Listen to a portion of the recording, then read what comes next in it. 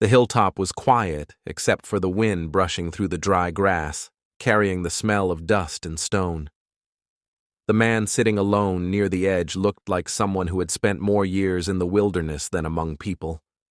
His hair and beard were tangled from the heat, his clothing rough enough to blend with the rock behind him. Nothing about him suggested a threat, but the soldiers climbing toward him felt the tension in their stomachs tighten with every step.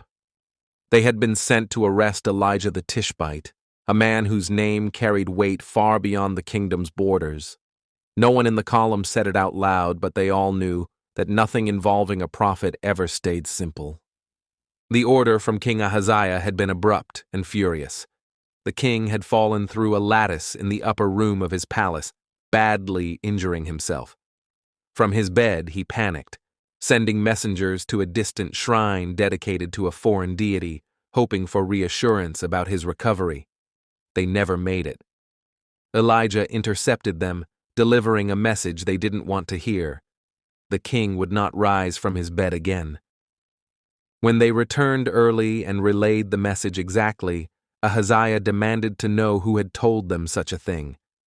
They described a rugged old man with a garment of hair and a leather belt. The king recognized the description instantly. It was Elijah. Instead of listening to the warning, Ahaziah ordered a captain to take 50 soldiers and bring the prophet in by force. That first detachment moved with confidence. They were trained, armed, and carrying the authority of the crown. As they climbed the rise where Elijah sat, the captain lifted his chin and called out for the prophet to come down. He addressed Elijah as a man of God, but his voice made it sound like a mockery, as though he were speaking to someone who could be commanded like any other subject. Elijah didn't stand, didn't flinch, and didn't react to the soldier's presence. He simply answered with a sentence that held no anger, no strain, just certainty. If he truly was a man of God, he said, then fire would come down from heaven and consume the men standing before him. It happened almost instantly. The sky dropped a burst of heat so intense that witnesses later described it as a white flash that swallowed sound before releasing it back as a crack that rolled across the hillside. The soldiers vanished where they stood, leaving behind scorched ground and the faint, acrid smell of something burned too quickly to leave recognizable remains. The silence afterward was unsettling. The rocks still radiated warmth when the breeze shifted. When the surviving messengers returned to the palace with the news, Ahaziah's reaction wasn't caution or fear. It was stubborn anger. Instead of questioning whether the warning he'd been given was legitimate, he told another captain to take another 50 men and repeat the arrest. This second group marched up the same path, saw the charred earth and the unnatural stillness around it, and pressed on anyway. Their captain stood before Elijah with even more force in his voice, shouting as if volume alone could shield him from what had happened to the first company. He didn't come with humility or fear. He came with the same arrogance the king had shown. Elijah gave the same answer he had given before. If he truly was a man of God, then fire would come again. And again the sky answered. Heat tore through the air, leaving nothing behind that moved. The hillside, already scarred, now bore 2 layers of destruction in the same place. The surviving officers and servants who witnessed the aftermath returned to Ahaziah with the truth, shaken, but alive. The king should have recognized the pattern.